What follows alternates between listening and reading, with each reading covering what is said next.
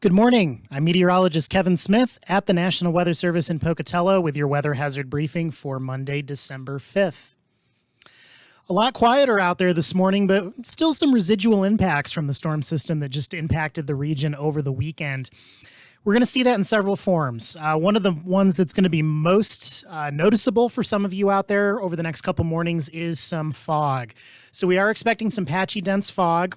That's going to be through about 11 a.m. this morning, especially across portions of the South Central Highlands, the Northern Cache Valley, the Shoshone area, the lava beds out that way, possibly up into the Wood River Valley as well. There may be a few little pockets of fog outside of this too, so don't let your guard down pretty much anywhere across Southeast Idaho. But these are kind of the main areas that we're focused on here early this morning. Expecting a repeat performance of that. It's still going to be nice and moist down at the low levels. We've had that recent rainfall and recent snowfall, and expecting some more load clouds and some fog, possibly more widespread across the region Tuesday morning. So anywhere, any plain and valley areas across Southeast Idaho, be on guard for a little bit more of that Tuesday morning. Motorists out there, if you're traveling, if you're commuting, just be prepared to run into some sudden reductions in visibility. Some of that quite dense here for the next two mornings. Outside of that, quiet, low impact weather is expected for most of you for the next several days. There will still be a few light snow showers out there, particularly east of I-15. For most of you, it's not going to amount to much here for the next few days, but can't rule out a slick spot or two, particularly today and tomorrow, today and Tuesday. Again, east of I-15. Next widespread chance of snow arrives Friday with our next storm system moving in. Taking a look at the satellite loop this morning, still some clouds streaming over the region. You can see the whites and grays here moving quite quickly, but as we pull some of that cloud cover and those whites and grays out of the area as our storm system departs, you see some blue kind of erupting here in portions of the Treasure and Magic Valleys up into the Island Park area. This is a mix of fog and low stratus clouds out there this morning. So some aviation impacts with some of this for the airports. Some areas seeing more stratus than fog, but certainly some fog in here as well. It's kind of the moist low-level regime we're left with here behind our departing storm.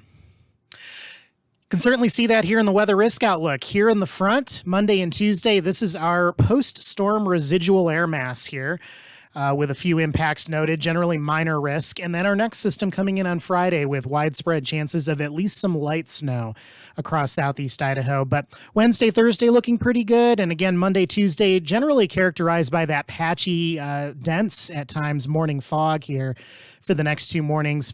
A few of those snow showers, like we mentioned, in the eastern and southeastern highlands. Maybe a few snow showers today as well up in the Stanley area and Lemhi County as well. We've seen that on some of the webcams this morning where there's still some decent snow coming down in a few spots, but this should generally trend down as we go forward. Again, no major impacts really expected for most of you. It's still a colorful watch warning advisory map this morning too. Purple winter weather advisories. These are still in effect if you're headed north into portions of Montana or the Idaho Panhandle. If you're headed east toward Jackson, even down into some of the mountains here in Salt Lake City's forecast area. Again, we're just wrapping up some lingering impacts from some light snow this morning. So most of these advisories should go away as we go through the next several hours or so as we wrap that snowfall up. But turning our attention back to home here and a little bit further west, we have a dense fog advisory that Boise has issued down the Treasure Valley and Magic Valley. Some areas here have been socked in with some very dense fog this morning in this corridor. As we go into our forecast area here, you can see a couple little tan shaded areas. This is where we've put out a special weather statement. It's just a memo or a text weather message alerting drivers out there to the potential for some of these pockets of dense fog.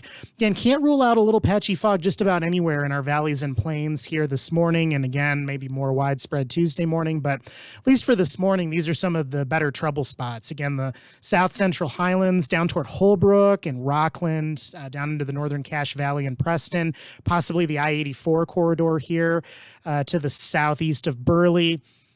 Also up into the Shoshone area, possibly Wood River Valley, the lava beds there, seeing a little bit of that dense fog this morning. Best potential through 11 a.m. We're going to burn things off here late morning, and we should be in pretty good shape by this afternoon. Not a lot of good webcam action this early in the morning this time of year with the dark conditions out there, but we'll rely on Holbrook to give us a little bit of a visual this morning. This is the view on Idaho 38 right there, right near Holbrook.